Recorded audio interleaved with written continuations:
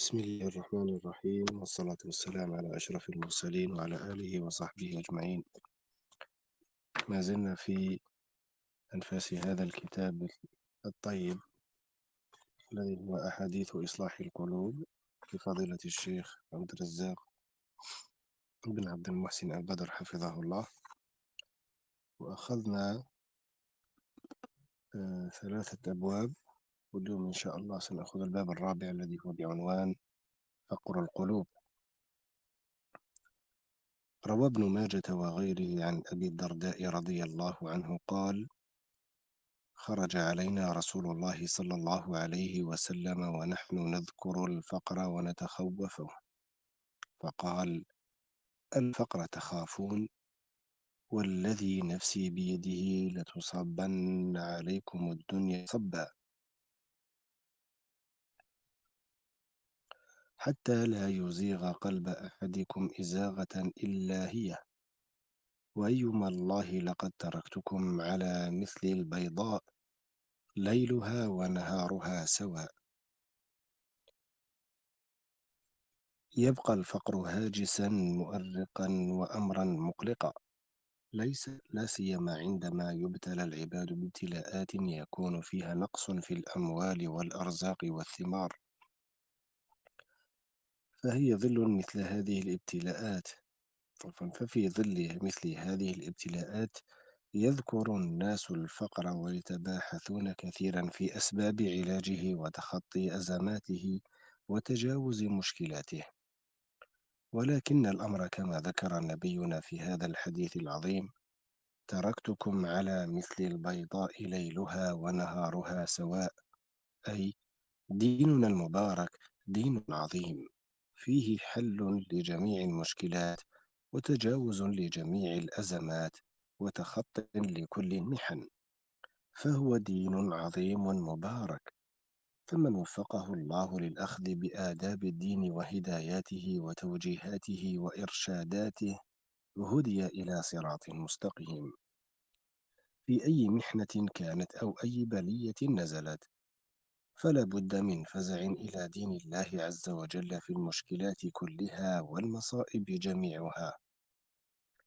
وإذا كان التخوف لدى الناس من الفقر الذي هو قلة ذات اليد يشتد ويزداد في بعض الظروف والأحوال، إلا أن نوعا من الفقر آخر ينبغي أن يشتد العناية به بشكل أعظم وأكبر. روى ابن حبان في صحيحه عن أبي ذر رضي الله عنه قال: قال لي رسول الله صلى الله عليه وسلم: يا أبا ذر، أترى كثرة المال هو الغنى؟ قلت: نعم يا رسول الله. قال: فترى قلة المال هو الفقر؟ قلت: نعم يا رسول الله. وهذا هو المفهوم السائد للفقر لدى جميع الناس. فقال النبي صلى الله عليه وسلم: إنما الغنى غنى القلب، والفقر فقر القلب.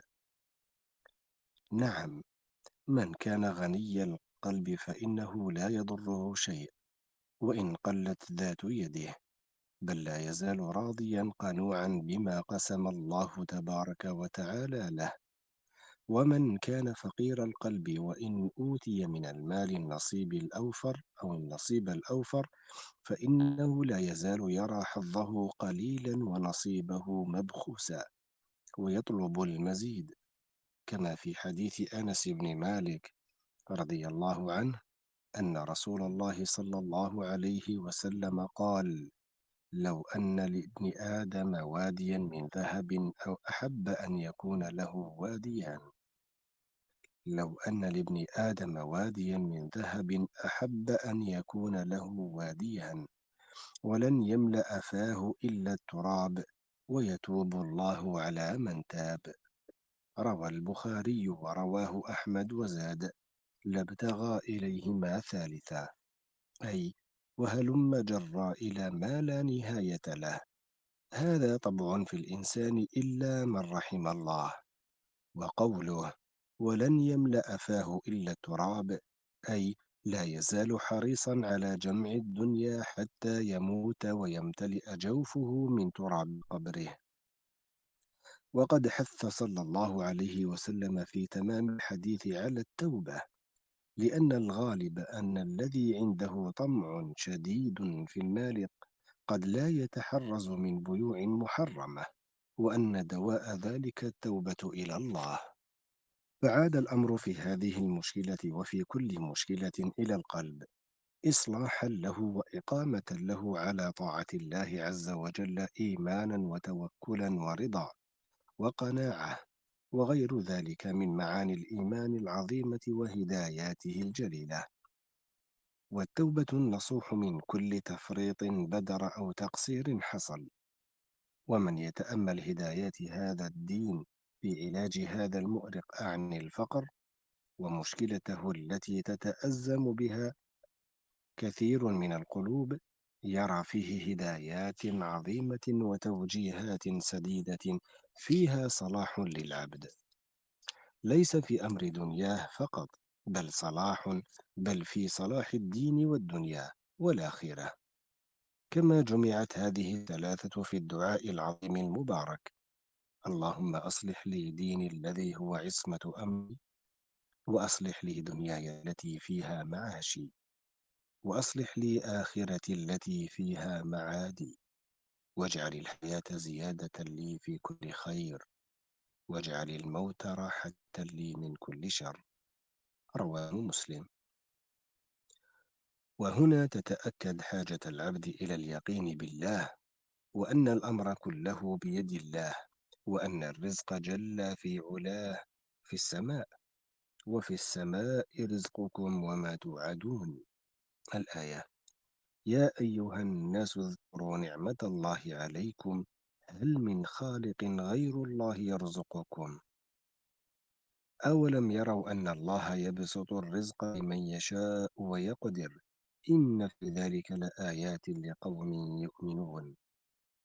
أولم يعلموا أن الله يبسط الرزق لمن يشاء ويقدر، إن في ذلك لآيات لقوم يؤمنون. قل إن ربي يبسط الرزق لمن يشاء ويقدر، قل إن ربي يبسط الرزق لمن يشاء من عباده ويقدر له. والآيات في هذا المعنى كثيرة. فربنا جل في علاه هو القابض الباسط الخافض الرافع المعطي المانع المعز المذل، الذي بيده الأمر لا شريك له. فأساس الأمور وقاعدة صلاحها إيمان صادق بالله تبارك وتعالى، وحسن توكل عليه جل في علاه.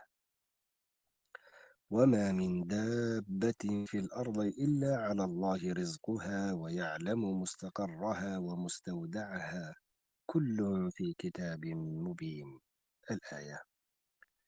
لا بد من تحقيق هذا الإيمان وإقامة هذا الأصل العظيم في القلوب، حتى يكون ذل العبد وفزعه والتجاؤه ورقته للرب أو لربه جل في علاه. وحينئذ لا يلتفت إلى مخلوق ولا يذل له لنيل شيء من حطام الدنيا، وإنما يكون ذله وخضوعه وانكساره لمولاه وسيده جل في علاه. إن من يتوكل على الله حقا فتح الله له من أبواب الرزق والتيسير والتوفيق، من حيث يحتسب العبد ومن حيث لا يحتسب. ومن يتق الله يجعل له مخرجا ويرزقه من حيث لا يحتسب، ومن يتوكل على الله فهو حسبه. الآية. يقول نبينا عليه الصلاة والسلام: لو أنكم كنتم توكلون على الله حق توكله، لو أنكم كنتم توكلون على الله حق توكله لرزقتم كما يرزق الطير تغدو خماصا وتروح بطانا. رواه الترمذي وابن ماجه وصححه الألباني. وفي هذا الباب العظيم حث الإسلام على العمل ورغب فيه وحض عليه. قال الله جل وعلا: فامشوا في مناكبها وكلوا من رزقه وإليه النشور. وقال عز وجل: فإذا قضيت الصلاة فانتشروا في الأرض وابتغوا من فضل الله.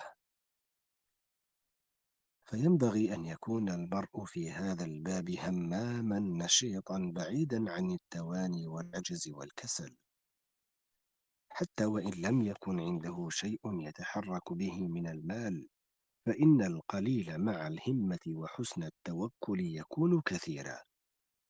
وبين عليه الصلاة والسلام أن المسألة لا تحل للرجل القوي. فقد جاءه رجلان من الأنصار يسألانه من الصدقة، فرفع بصره إليهما فإذا هما جلدين، أي قويين. قال: إن شئتما أعطيتكما، ولا تحل لغني ولا لقوي مكتسب، أي أن يكتسب ببدنه. وحث الإسلام على العمل والبعد عن التقاعس والكسل، مع ثقة بالله وحسن التجاء إليه جل في علاه. وأرشد أهل الفقر وقلة ذات اليد إلى الاقتصاد في المعيشة والقناعة بما آتاه الله جل وعلا عبده، وعدم التطلع إلى ما في أيدي من كانوا أكثر منهم مالا. ولا تتمنوا ما فضل الله به بعضكم على بعض، الآية. وجاء أيضا بالتعوذ بالله من الفقر، فإنه لا يعيذ منه إلا الله، حيث صح في الحديث عن النبي صلى الله عليه وسلم أنه قال: اللهم إني أعوذ بك من الفقر والقلة والذلة عفوا. وكان يقول إذا أصبح ثلاثا وإذا أمسى ثلاثا: اللهم إني أعوذ بك من الكفر ومن الفقر، اللهم إني أعوذ بك من عذاب القبر، لا إله إلا أنت. ثم إن كثيرا من الناس يظن أن من وسع عليه في المال وكثر الرزق في يده أن هذا إكرام من الله له، ويظنون في الوقت نفسه أن من ضيق عليه في المال وقدر عليه فيه أن هذا من إهانة الله له. وهذا ظن خاطئ سائد عند عدد ليس بقليل من الناس. يقول الله جل وعلا: فأما الإنسان إذا ما ابتلاه ربه فأكرمه ونعمه فيقول ربي أكرمن، وأما إذا ما ابتلاه فقدر عليه رزقه فيقول ربي أهانن. هكذا يظنون. قال الله: كلا، أي ليس الأمر كما يظن هؤلاء، بل إن من وسع الله عليه في المال أو ضيق عليه في المال كل منهما مبتلى. هذا مبتلى بغناه، وهذا مبتلى بفقره. والحياة الدنيا ميدان ابتلاء وامتحان، فالغنى فتنة والفقر فتنة. ولهذا جاء في السنة الصحيحة التعوذ منهما. قال عليه الصلاة والسلام: اللهم إني أعوذ بك من فتنة الغنى، وأعوذ بك من فتنة الفقر. فهذا فتنة وهذا فتنة. والمؤمن الموفق فائز في كلا الامتحانين، كما قال عليه الصلاة والسلام: عجبا لأمر المؤمن، إن أمره كله خير، وليس ذاك لأحد إلا للمؤمن، إن أصابته سراء شكر فكان خيرا له، وإن أصابته ضراء صبر فكان خيرا له. رواه مسلم. فالمؤمن في سرائه فائز بثواب الشاكرين، وفي ضرائه فائز بثواب الصابرين. هذا وإن من أعظم خصال المؤمن تحقيق عبودية الافتقار إلى الله والاضطرار إليه، فهي روح العبادة ولبها. هذا وإن من أعظم خصال المؤمن تحقيق عبودية الافتقار إلى الله والاضطرار إليه، فهي روح العبادة ولبها، بأن يعلم علم يقين أنه مفتقر إلى الله عز وجل، محتاج إليه، لا يستغني عنه طرفة عين. وذلك أن الإنسان بل وجميع المخلوقات عباد لله تعالى، فقراء إليه، مماليك له، وهو ربهم ومليكهم وإلههم، لا إله لهم سواه. فالمخلوق ليس له من نفسه شيء أصلا، بل نفسه وصفاته وأفعاله وما ينتفع به أو يستحقه وغير ذلك إنما هو من خلق الله، والله عز وجل رب ذلك كله، ومليكه وبارئه وخالقه ومصوره ومدبر شؤونه. فما شاء الله كان، وما لم يشأ لم يكن، فلا راد لقضائه ولا معقب لحكمه. ما يفتح الله للناس من رحمة فلا ممسك لها، وما يمسك فلا مرسل له من بعده. الآية. فالمخلوق فقير إلى الله، محتاج إليه من كل وجه. يقول الله: يا أيها الناس أنتم الفقراء إلى الله والله هو الغني الحميد. فليس المخلوق مستغنيا بنفسه ولا بغير ربه سبحانه. وقد جاء في الحديث القدسي أن الله تبارك وتعالى يقول: يا عبادي كلكم ضال إلا من هديته فاستهدوني أهدكم. يا عبادي كلكم جائع إلا من أطعمته فاستطعموني أطعمكم. يا عبادي كلكم عار إلا من كسوته فاستكسوني أكسكم. يا عبادي إنكم تخطئون بالليل والنهار وأنا أغفر الذنوب جميعا فاستغفروني أغفر لكم. رواه مسلم. قال الحافظ ابن رجب رحمه الله: هذا يقتضي أن جميع الخلق مفتقرون إلى الله تعالى في جلب مصالحهم ودفع مضارهم في أمور دينهم ودنياهم،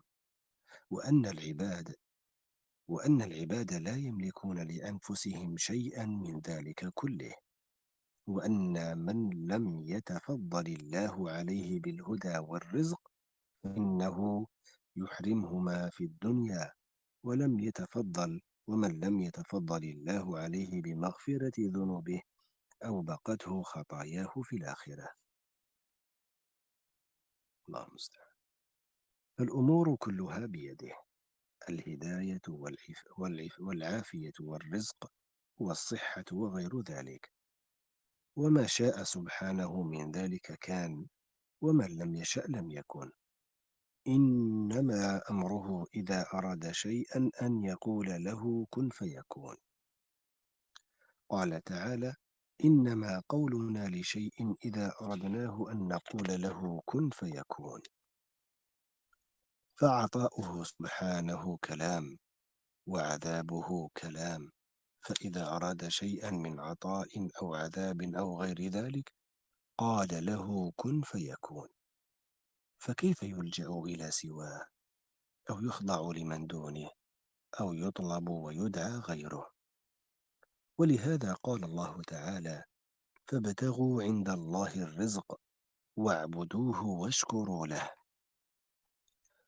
فالعبد لا بد له من رزق، وهو محتاج إلى ذلك، فإذا طلب رزقه من الله صار عبدا لله فقيرا له، وإذا طلبه من مخلوق صار عبدا لذلك المخلوق فقيرا له.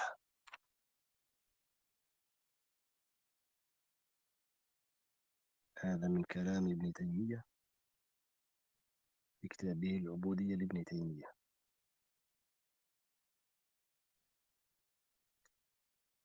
إن فقر المخلوق واحتياجه لربه أمر ذاتي له، لا وجود له بدونه، لكن المخلوقين يتفاوتون في إدراك ذلك الافتقار أو العزوب عنه.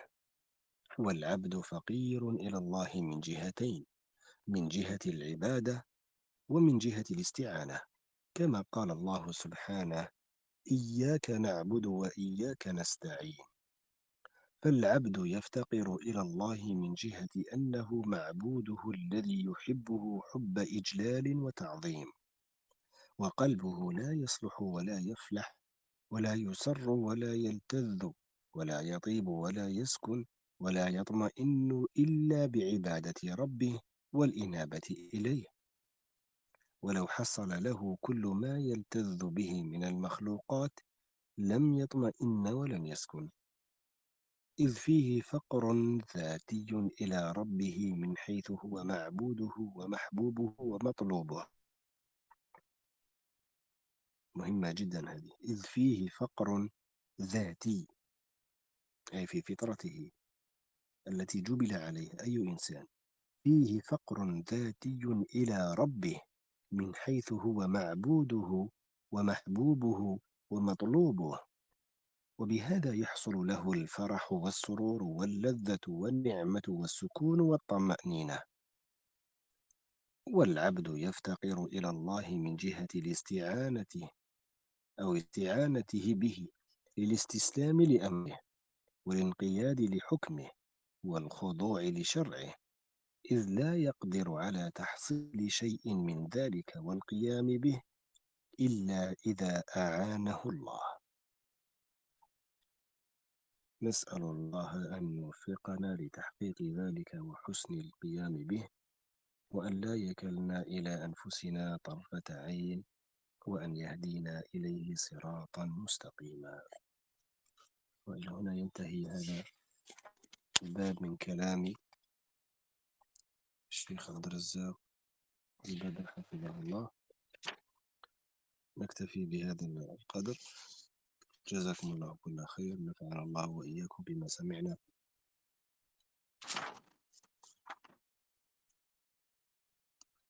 سبحانك اللهم وبحمدك، أشهد أن لا إله إلا أنت، أستغفرك ونتوب إليك. السلام عليكم ورحمة الله وبركاته.